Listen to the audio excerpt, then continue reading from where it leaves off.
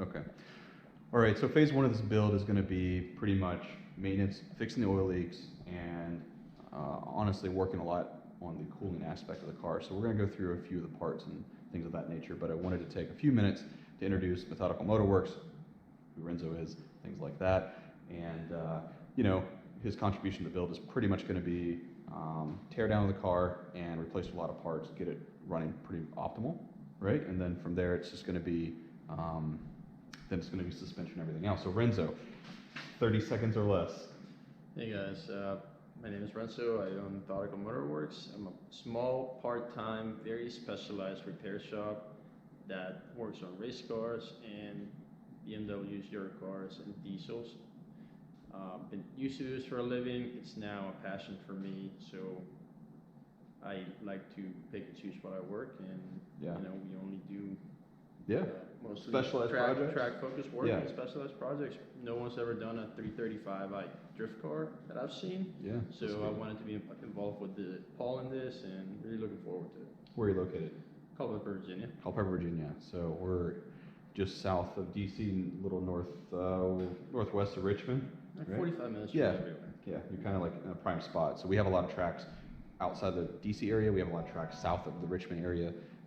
So you've kind of like captivated that market between the two a little bit. A lot of your customers come out of those areas, I'm sure. Yeah, we're pretty heavily involved in Spec E30, and we are doing more Spec E46 work as the class is growing. Currently, I have about 7 Spec E30s that have had done work or do work on a pretty regular basis, as well as 3 or 4 engines running in the Mid-Atlantic. Right. Series by itself. And you're not like, it's not that Methodical hasn't been around for so many years, right? So no, we've been around since April 2017. Officially. Okay. Okay, so 7 cars in 2 years is not bad for a part-time gig. They're not all full builds, but definitely some heavy involvement in a lot of them, and 3 full builds. Yeah, there you go. 4 if you counted my car that's now in the scrapyard. That's true. Yeah. We've all had those incidents. Yeah. So with that being said, I think let's maybe take a few minutes to look at the shop, look at some of the cars that you've got. Sure. And maybe you can kind of just quickly go through. So we're standing here, and I'm going to get out of frame now. So maybe you can talk about Jorge's car here, and then obviously the Spec E46 build. This is my brother's car. It's 89 325 Spec E30. It's been running in the class since 2017. He recently put a new bottom end in the car and reused the oil cylinder head, but he money shifted going, I believe, into turn 14 of VIR, and has 3 leaking valves. So we pulled the head off to have it machined and worked over again. What about this guy? Spec E46 belonging to a customer in Northern Virginia. This car came here as a street car. He drove it here, and now it's a full-on race car. I mean, the engine's been out, transmission's been out. It has a lot of very expensive, nice E46 parts. The whole harness has been thinned down a significant amount. Yeah, that's a good point. The engine was not rebuilt, but it was resealed, and that was his choice. So kind of like what we're doing on the 335. We're gonna see what it does. The class is fairly limited on power, and they seem to hit that number fairly easily. So there's no point in spending unnecessary money where it doesn't need to be put in. Kind of hence the specs part of the Spec E46. Yeah. Excellent. Then you've got some other projects over here that just seem a little bit crazier as a business. That's Spec E30 came from Pennsylvania for a customer who we already built 1 car for him, and this is the 2nd car he wants to build for endurance racing and Spec E30. He brought it to me like this in boxes and asked me to put it together for him and have it ready in 2020. So this is our first of the year project in 2020, and hopefully it should make it out on track by March. So if this was, the first time you'd ever seen an E30, this would not be possible. No, so it kind of has some. Absolutely not. This is the worst case scenario. You never want to see a car come in boxes, but right. I mean, literally nothing's left. We're at the point where we have enough parts and enough experience to just knock this out in a couple of months. Doing it part-time. Full-time, one dedicated month to it, it'd be back up and running. Yeah, so it's caged. So when you said endurance series, you champ series as well? This is gonna be AER. Oh, okay. Yeah. Excellent. Great. All right, well, let's talk about the 335. All right, so really quick, we wanted to roll through the parts that we're going to throw in the car, sort of a high-level review. So, Renzo, would you mind talking us through what we're going to throw in the car?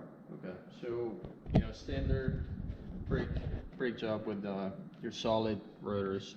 Solid rotors work the best for race cars. And these are not expensive rotors, right? No, they're Centrics. You can get them on Rock Auto, you can get them on Amazon, you can get them on FCP Euro. Yep. We're going to go with Hawk HP Plus pads. They got pretty good initial torque. They're not a full-on track pad for road racing, but they're going to work great for drifting with some RBF 600 fluid. Yeah. These guys are HP Pluses, right? So front and rear. Front and rear. Fluid, obviously, Motul. Pretty high boiling point, and for drifting, you'll definitely be using it a lot, especially on the rear brakes. So, we're going to move on to some precautionary engine work by resealing the oil pans, which are known to leak from a seal.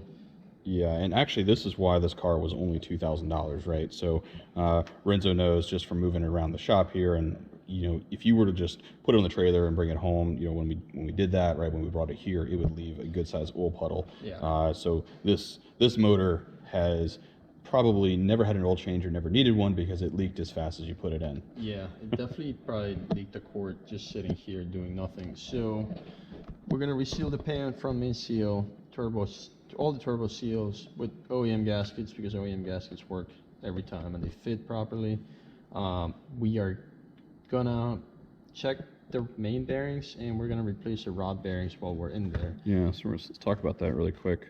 So for the rod bearings, we've gone with ACL race bearings. The standard H, which is the biggest OEM size that you can get, is what the H bearings are modeled after. BMW uses a red, yellow, blue color code where you can go and get very specific ones to match what BMW put in there at the factory. For a race car, you really don't have to go do that. Yeah. We can go to an H and open up the oil clearances a bit, which is needed in this car. And if you want even more clearance, you can go to an HX and get another 0.5 of an inch. Because we're dropping the rod caps, you get new rod bolts. These are one-time use only. Yep.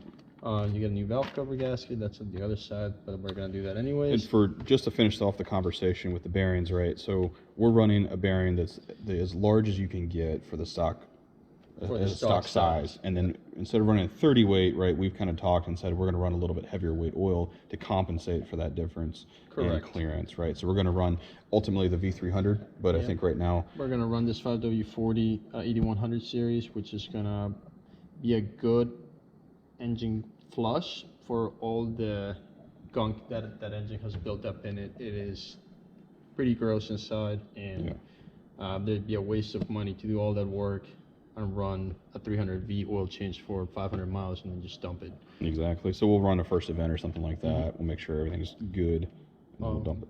Since BMW loves to use aluminum bolts, you have to use the bolt kits that BMW likes to sell you. This is for the oil pan and pump. And this is for your water pump, which we're going to move on to right here. Really quick, turbo wastegate rebuild. So this is a pretty common problem on used 335 or any N54 twin turbo. So these are the wastegate rebuild kits. Not too bad, but I think the job is actually more of a pain in the ass than the money spent on the kit. You definitely pick up a spare set of turbos and just do it out of the car and then just swap the whole thing out. Yeah. Because doing it in the car is just more trouble than it's worth. Yeah, we may even do that. And then this guy here is just a thermostat. A low temp oil thermostat, not to say this will be the only upgrade we do for the oil cooler on the factory, but this at least gives us the ability to have the thermostat open a little bit sooner, so when we do throw that large oil cooler on there, everything should be good. All right, oil pump, sorry. No, water pump. Water pump. So we're gonna move on and replace the water pump with another OEM one. BMW uses an electric pump, and they've been pretty reliable, except that the circuit board seems to die at 100,000 miles without fail. Yeah. So, precautionary move, we're gonna put a new one on it and probably not ever have to worry about it, along with a new thermostat. We are gonna upgrade the fitting, the outlet, with an aluminum piece. This goes out of the head, right? So this is Yes. up top, really close, and apparently these crack Crack. like immediately when you try to either reuse them or install them even new. So we're gonna take care of that problem. Yep. We're also gonna replace transmission and differential fluids with gear Yep. 300. You have to replace the drain plug when you pop it because of the O-ring. It's a flat O-ring. You're not gonna find that at Advanced Auto interesting. Parts. Yeah. So you gotta get one. It's $1.95. We're also gonna replace all the ignition coils and the spark plugs Yep. because we're doing the valve cover gasket. So it means we gotta take all the high pressure fuel lines out, and we're gonna be right there. Yeah. So we might as well do it. And these right here are stock coldness, if you will, or completely factory. Stock heat range, yeah. Stock heat range, right? So if we do start pushing the envelope on power, we may have to go back and swap those out one more time. But it's another fairly common 335 issue or N54 issue, right? Coil packs will die pretty much immediately after you add power to it. Okay. So we're gonna delete the air conditioning with the Hard Motorsports AC delete kit. Yep. And Last but not least, we're going to install the Drift HQ or PMC shifter. For this car, we run this in the 318 and we love it. And actually, we went all black on this one, but this is our Drift HQ e-brake or handbrake. And we did instead of doing an inline unit like we did on the 318, we're going to do a complete standalone e-brake kit for this car. So anyway, it has a little bit different look to it. Obviously, it has a reservoir as well that sits inside the car. And again, we like Drift HQ stuff because for the money to value ratio is very, very high. The stuff's really, really well built. It's pretty durable. Just simple stuff that you don't get on your standard eBay shifters or hydros and things of that nature. It actually comes with bushings and all kinds of fun stuff. So we really like working with Drift HQ equipment wherever we can. And then lastly, we're going to talk about some of the upgrades, right, that the car is going to get. So everything we talked about before is a little bit of a maintenance aspect, but right here now, what are we going to change on the car and why? so we're gonna start off with your pretty basic 335 upgrade kit, which is the VRSF intake relocation. If anybody else ever seen one knows that they wrap around the engine and go over to the driver's side. It makes it a pain to work. Yeah. This opens up a lot of room and it actually does free up a good bit of power. And the downpipes, also VRSF. These are, once you start pushing 15 pounds, these become kind of key for helping the turbos last. Yeah. Anything more than. Yeah, we don't want to get the heat out of the car, right? So, these downpipes here obviously are catless, so it'll flow a lot better. Should be able to spool a little bit faster and obviously make greater top end. And then the relocation kit on this specific model moves the intake, instead of being on the driver's side, it moves it to the passenger side right behind the headlight. And we have some ideas on how to handle that a little bit better, but the idea here is to keep the cold side of the turbo feeding cold air as quickly as possible without wrapping around the engine like Renzo just mentioned, and then of course evacuating exhaust as fast as possible as well.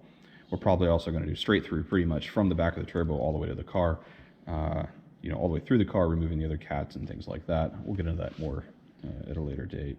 Yep. And then lastly, we're going to talk about... We have a CSF radiator for the 335. This is pretty much, you can order this piece as you see it. It comes nice and protected so you don't get any bent fins. We went with CSF because they just fit out of the box. No mods, no tight fittings. The clip-on hoses are reusable. Unlike other aftermarket brands that I've used, or eBay, where you have to fight to put the factory hose on it, they kept the guide pin and it's machined properly to actually fit. So CSF is definitely the way to go for Euro cars, and for the price, you really just can't beat it.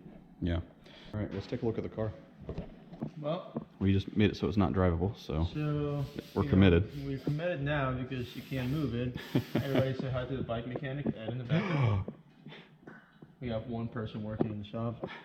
So this car has been eating belts. And yeah, look at all that This fuzz. is all belt fuzz left over. or it could be a dead raccoon. But we have to, this car has had some very neglected life. Lots of oil leaks, Yeah. pulleys that need to be fixed, idlers. So when I bought the car, right, he's like, it just needs a belt. You can drive it home.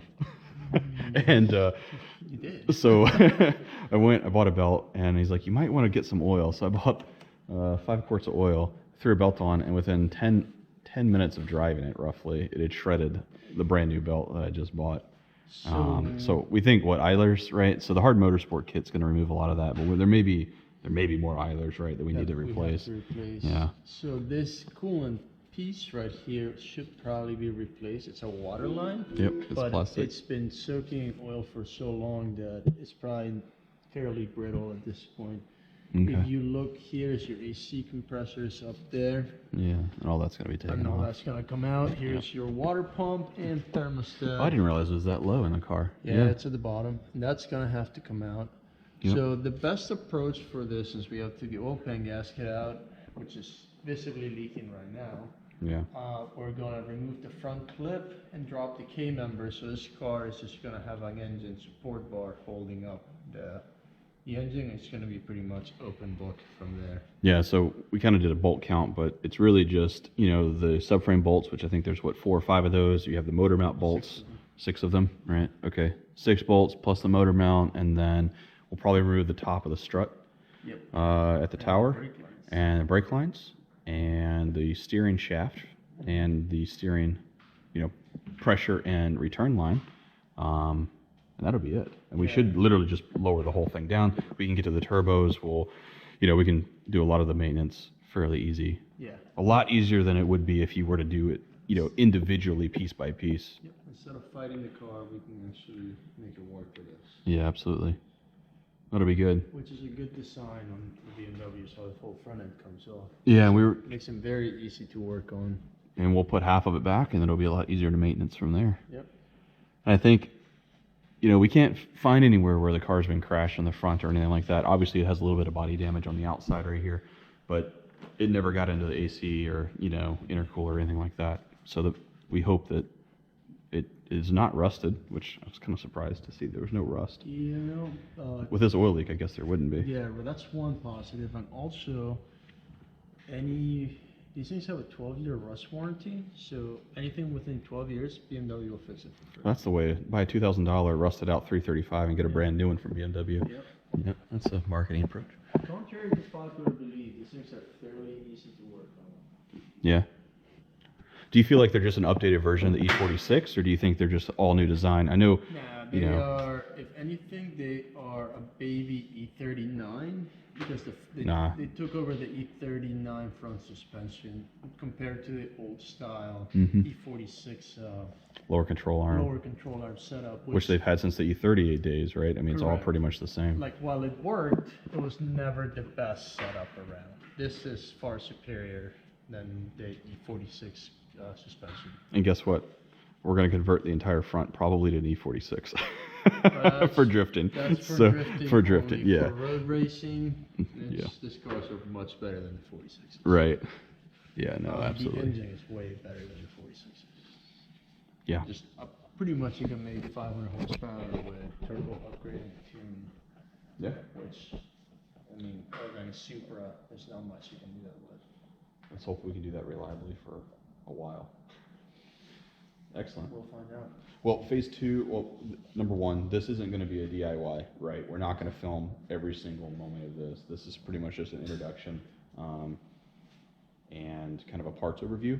Well, I'll film as much as I can, but I'm definitely not going to slow this guy down. So if he's working at nights or days that I'm not here, more power to him. We should definitely film the oil pan removal, just because that's something that I think more people should probably watch. That's actually a really good idea.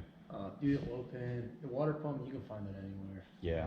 But oil pan on the inside of the engine, so people can see what the inside of the M54s look like. That's probably a good idea. Yeah. To show that. Absolutely, that's actually not a bad idea. I definitely want to be here for that too, so that should be pretty easy. That and the valve cover gasket. Yep. But we're not going to really touch suspension, right? We're not going to touch ripping out the interior, getting it ready for the cage or anything like that. This is pretty much just maintenance, right? So anyway, stay tuned for phase 2. Thanks, Renzo.